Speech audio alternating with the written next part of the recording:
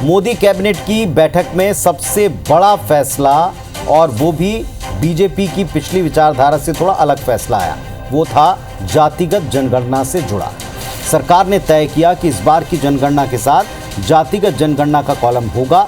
सवाल ये कि अब तक जो बीजेपी जातिगत जनगणना के खिलाफ रही, वो अचानक इसके पक्ष में क्यों आई?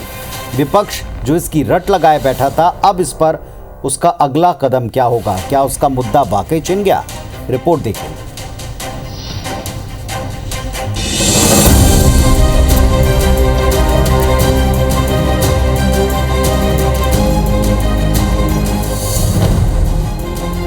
जाति जनगणना इस हाउस में, इस सदन में पास करके हम आपको दिखाएंगे।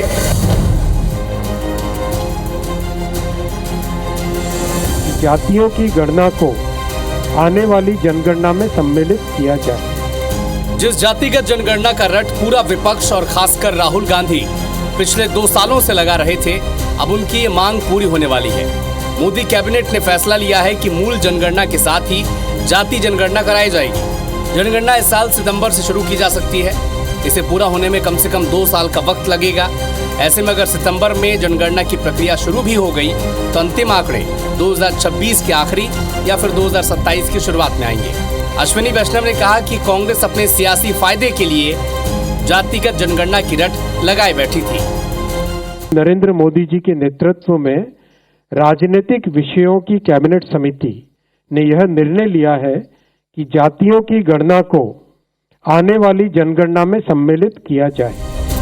आखिरी बार जातिवार जनसंख्या की गिनती 1931 में हुई थी, जब देश में 52% आबादी ओबीसी की थी। इसके बाद इसकी गिनती नहीं हुई। अगर हुई भी तो इसे सार्वजनिक नहीं किया गया। साल 2011 में जब देश में यूपीए की सरकार थी, मनमोहन सिंह प्रधानमंत्री थे, तब सरकार ने सामाजिक आर्थिक जातिगत जनगणना करवाई थी।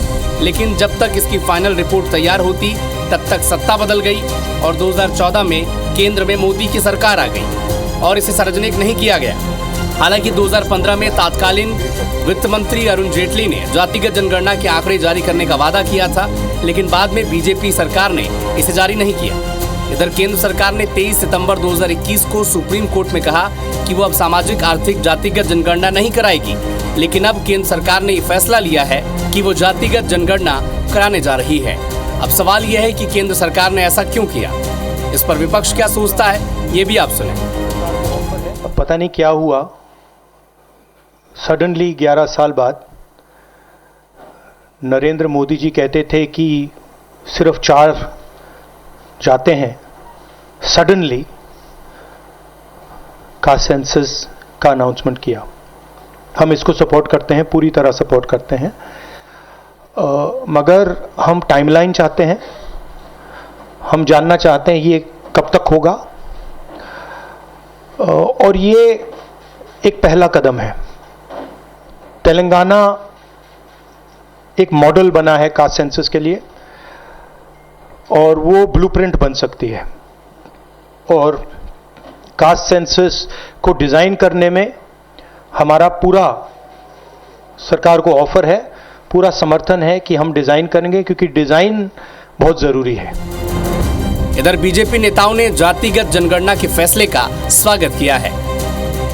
कैबिनेट ने एक ऐतिहासिक निर्णय लिया है।